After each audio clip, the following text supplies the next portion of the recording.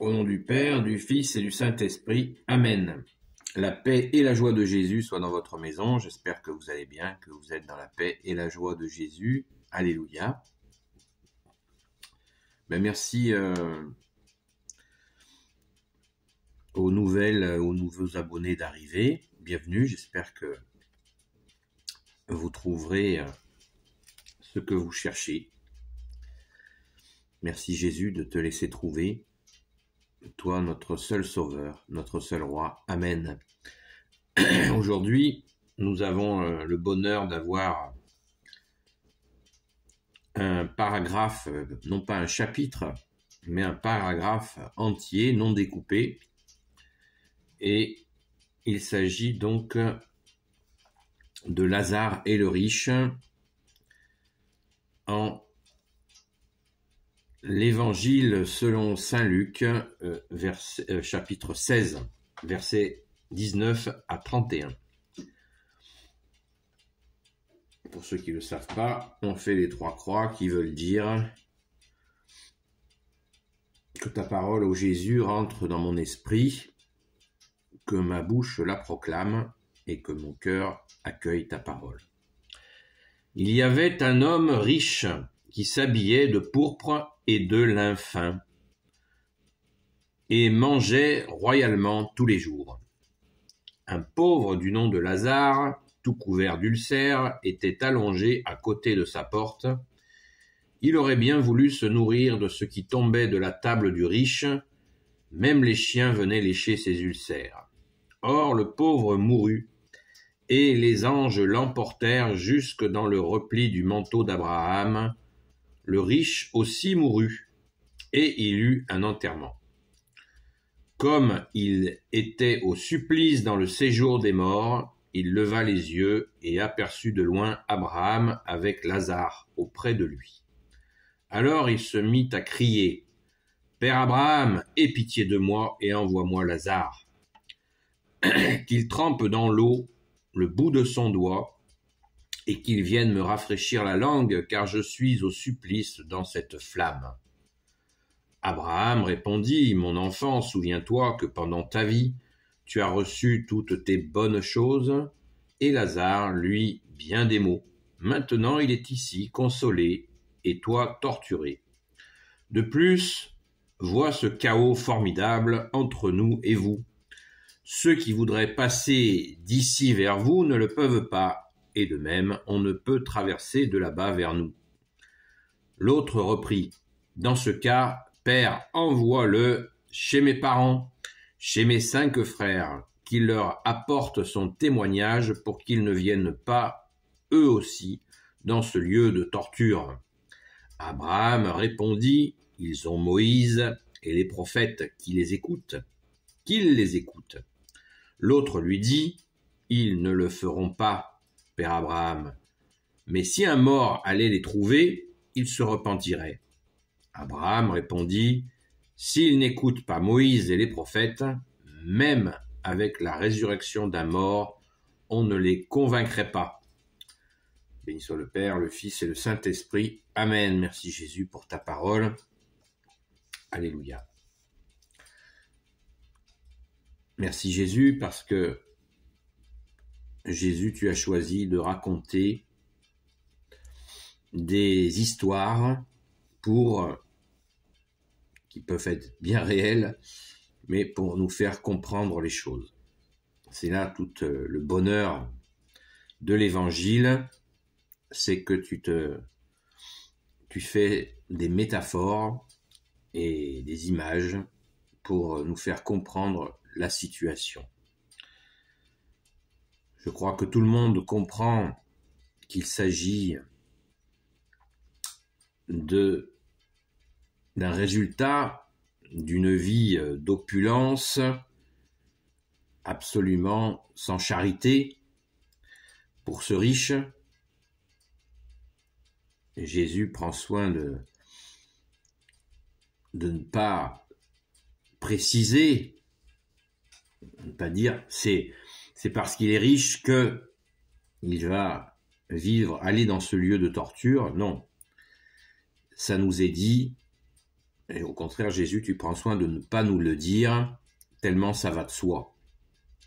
Tellement ça va de soi, puisque on le voit dès le début, il nous est dit au verset 20, un pauvre du nom de Lazare, tout couvert d'ulcères, était allongé à côté de sa porte. Ça veut dire qu'il était devant chez lui, ce pauvre Lazare. Et le riche en question n'en a eu cure. C'était pas son problème. Hein? Même pas une miette qui tombe de la table. Donc, s'il y a des riches, c'est bien que Dieu le permet. Dieu le Père, le Fils Jésus et le Saint-Esprit. On peut que s'en réjouir pour eux, malgré que Jésus a mis en garde de nombreuses fois les riches, car souvent dans d'autres paroles, Jésus nous dit « Malheur à vous parce que vous avez déjà votre récompense ». Ça veut dire qu'un riche qui n'est pas conscient de la grâce qu'il a et qui ne met pas sa richesse au service de la charité, ce qui ne veut pas dire qu'il doit devenir pauvre, mais peut-être devenir pauvre en ce sens de se laisser toucher pour, avec cette richesse, pouvoir la mettre régulièrement au service du malheureux. Là, c'est pas du tout le cas. Hein. Le gars, il est étanche. Alors, vous savez, cette parabole, elle nous renseigne sur quelque chose que nous avons reçu, notre saint baptême, qui est la charité. Je vous le rappelle encore, qu'on ne doit pas séparer de la vérité. On ne vient pas en aide à quelqu'un sans vérifier s'il ne nous prend pas pour une poire. Voilà. Saint Augustin, 3e siècle, qui nous dit « Ne séparez jamais la charité de la vérité ».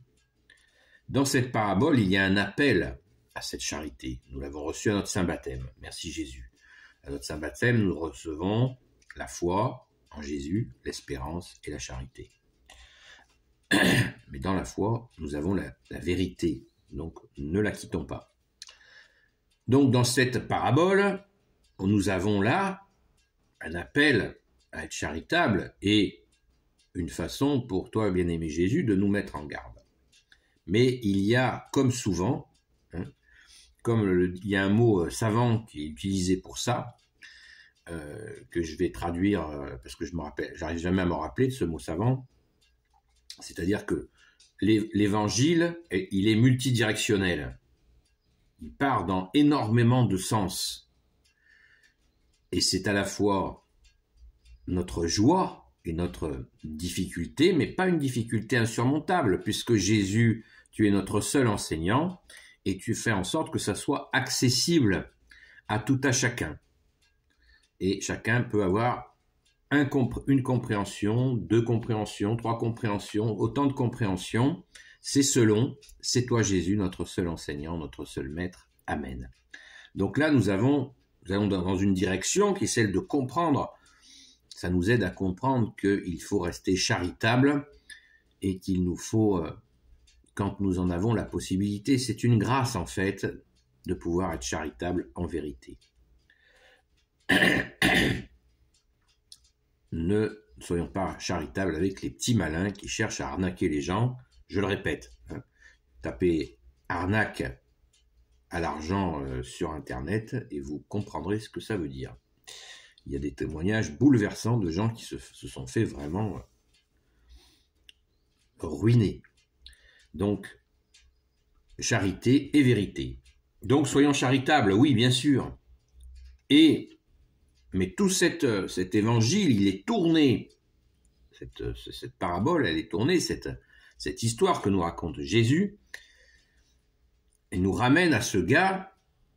Déjà, ça nous informe sur ce lieu de torture qui est là après la mort, si nous n'avons pas été charitables, si nous avons, après, moi je ne vais pas établir le jugement, Jésus nous l'a dit dans ce que j'appelle la feuille de route, regardez ma vidéo qui est assez récente, qui s'appelle « Sur le jugement dernier », où Jésus nous explique la feuille de route, ce qu'il nous faut pour entrer au royaume des cieux, ce qu'il nous faut faire, donner à boire à ceux qui ont soif, donner à manger à ceux qui ont faim, vêtissez ceux qui sont nus, libérer les captifs, visiter les malades, visiter les prisonniers et accueillir l'étranger. Voilà ce qu'il nous fait rentrer au royaume des cieux, ce qu'il faut faire, mais pas le forcer quand c'est sous nos yeux. Quand Jésus nous y prépare, eh bien, quand il faut y aller, il faut y aller. Merci Jésus, par ta grâce, alléluia. Donc, pensons-y, bien sûr, afin que nous puissions rentrer dans ce royaume des cieux, dont tu es la porte, ô Jésus. Alléluia, merci Jésus. Donc, l'écriture va dans ce sens, bien sûr. L'écriture qui est ta parole. Et il y a dans cet évangile un autre sens, puisque le gars qui est dans ce lieu de torture, qui le brûle, il demande juste un petit peu d'eau sur sa bouche, tellement il crame. Et Abraham lui répond « Non, c'est pas possible. C'est pas possible parce que il a été créé ».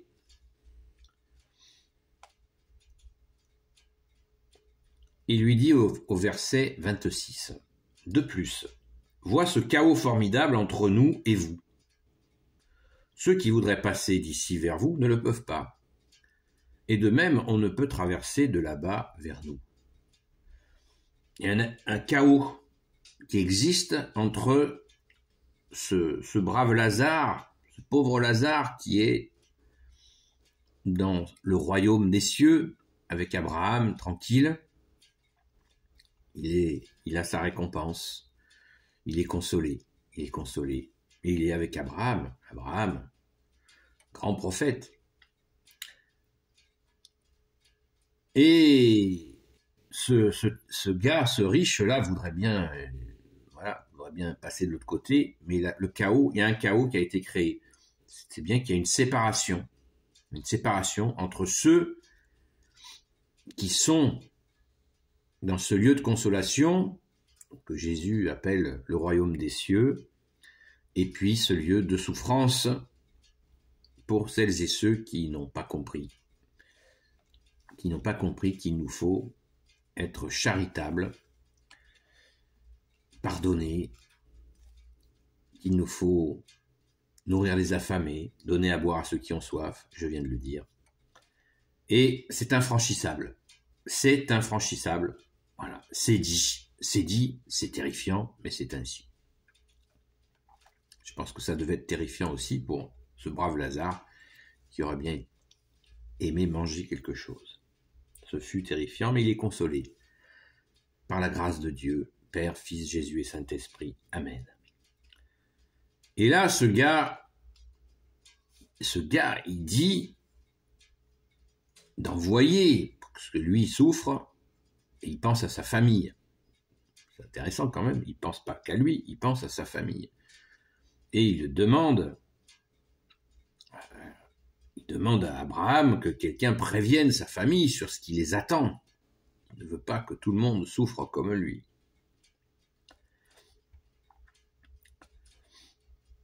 Alors,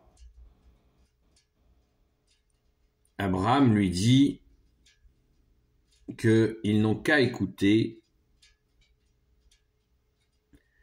Moïse et les prophètes, qui veut dire la loi et les prophètes, pour comprendre qu'il faut être charitable. Mais est-ce qu'ils les écouteront? C'est la question. Et le gars, le riche répond, non, ils les écouteront pas. Parce que lui-même ne les a pas écoutés. Parce que les prophètes de l'Ancien Testament, quand ils ont été touchés par ton Père, Jésus, notre Père, eh bien, ils apprenaient aux gens la charité. C'est la loi et les prophètes. C'est une loi d'amour, la loi de Moïse. Et les prophètes sont venus aussi transmettre l'amour du Père, sachant que Jésus était à ce moment-là avec son Père, puisqu'il était là dès le commencement, comme nous le dit le Saint Credo de Nicée, avec l'Esprit Saint. Alors, le gars, quand il dit qu'ils ne vont pas écouter ni Moïse ni les prophètes, donc ni la loi ni les prophètes, là, c'est l'estocade. Abraham, au verset 31, répond « Abraham répondit, s'ils n'écoutent pas Moïse et les prophètes, même avec la résurrection d'un mort, on ne les convaincrait pas. » Alors, moi, ça préfigure quelque chose, ça. Pourquoi Jésus, tu parles de ça? Eh bien, Jésus, tu nous parles, à mon humble avis, peut-être que je me trompe, et qu'on me le dise si je me trompe. Merci Jésus, tu parles bien. Là, Abraham parle dans cette histoire que raconte Jésus. Abraham parle de Jésus. Même avec la résurrection d'un mort, on ne les convaincrait pas. C'est-à-dire que même si Jésus ressuscite et il leur parle à ces cœurs endurcis, eh bien, il ne les convaincrait pas qu'il faut se convertir. Hein, c'est bien précisé. Pour cette famille, qui est ce riche, qui est perdu dans les flammes, souhaite que sa famille ne vive pas le même sort que lui. Alors il dit il faut qu'il se convertisse, qu'il change d'attitude afin de ne pas rejoindre avec lui ce lieu de torture. Je vous rappelle que c'est ce qu'il demande, ce riche, dans son séjour des morts. C'est ce que demande son âme. Et Abraham lui dit, s'ils n'écoutent pas la loi, Moïse et les prophètes, qui c'est qui les écouterait?